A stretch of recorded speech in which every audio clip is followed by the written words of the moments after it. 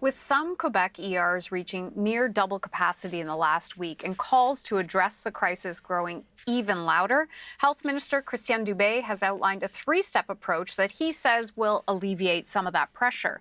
He admitted the ideas aren't new and that they've been previously recommended, but until now, they were never implemented. Let's bring in the CBC's Sarah Galashan and joins me live now. Sarah, what's the approach being proposed here? Well, Hannah, what we heard from the health minister is that right now 1 in 2 patients who are being treated in emergency rooms in parts of Quebec could be treated elsewhere. And that is what is contributing, he says, to the overcrowded situation in those ERs, which is being flagged by physicians and authorities within the province as being dangerous for patients. And so the first step that the health minister wants is for those who are going to or thinking of going to ER to first, if they have the time and are able, to dial for service, to call a number that's been set up, 811, where they'll be given advice as to exactly what their next steps actually should be. He is promising that there will be more clinic appointments provided, available to them, pediatric and otherwise.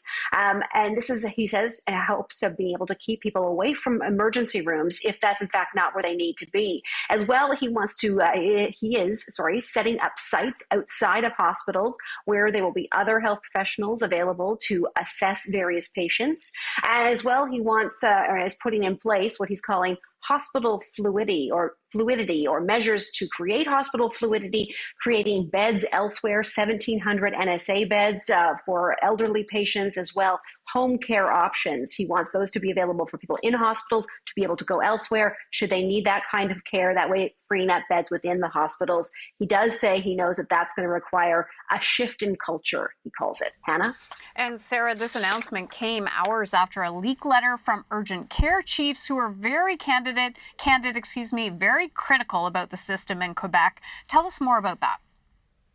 Yeah, that letter actually called the system or warned that there's systemic dysfunction right now happening, and then also flagging the fact that this was the second letter coming from this group making similar warnings to what came out in the summer, which of course begs the question, why wasn't something done sooner than waiting to this point where you have now these ERs, particularly those in Montreal, that are at times dealing with double the number of patients that they can deal with? Why weren't some of these measures put in place earlier? Even the health minister himself acknowledging that these have, in many cases, been on the books for some time. They just never have been implemented. And there's not really a great reason for that. But I will play you what the health minister had to say.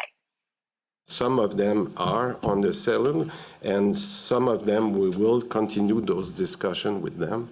But I think there is a commitment on our part that we'll implement those solutions very fast.